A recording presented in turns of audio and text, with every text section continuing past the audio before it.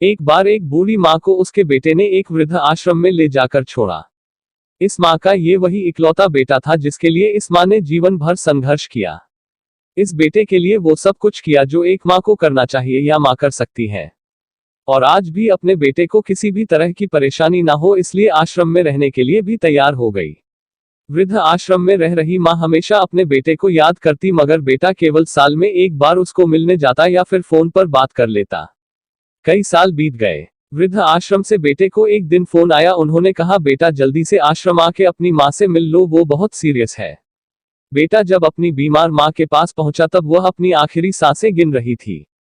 बेटे ने अपनी माँ से उसकी आखिरी इच्छा पूछते हुए कहा, माँ मैं तुम्हारे लिए क्या कर सकता हूँ बताओ। माँ ने कहा, बेटा इस आश्रम में गर्मी और मच्छर बहुत ज्यादा है, यहाँ पर कुछ पंखे लगवा देना। फ्रिज ना होने की वजह से यहाँ पर हम बूढ़ों को कई बार भूखे पेट ही सोना पड़ता है, क्योंकि किसी ने दिया हुआ खाना खराब होने से नहीं बचा पाते। तो इस आश्रम के लिए एक दो फ्रिज भी खरीद कर दे देना। बेटे ने अपनी माँ की सारी बात सुनी और अपनी माँ से पूछा, आपने इतने साल यहाँ पर निकाल दिए पर आपने कभी भी यह बातें मुझसे नहीं कही और अब जब आपके पास टाइम नहीं बचा है तब आप यह सब कह रही है, ऐसा क्यों? माँ ने बेटे को जवाब देते हुए कहा, बेटा मैंने गर्मी, भूख और पीड़ा सहन कर ली लेकिन मुझे पता है जब तेरे बच्चे तुझे यहाँ पर छोड़कर जाएंगे तब तू यह सब सहन नहीं कर पाएगा, इसीलिए तेरी सुविधा के लिए मैं तुझे यह सब लगाने के लिए कह रही हूँ।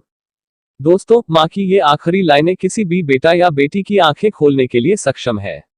इतिहास हमेशा अपने आप को दोहराता है। अगर आप चाहते हैं कि आपके साथ अच्छा व्यवहार हो तो आपको भी दूसरों के साथ वैसा ही व्यवहार करना पड़ेगा।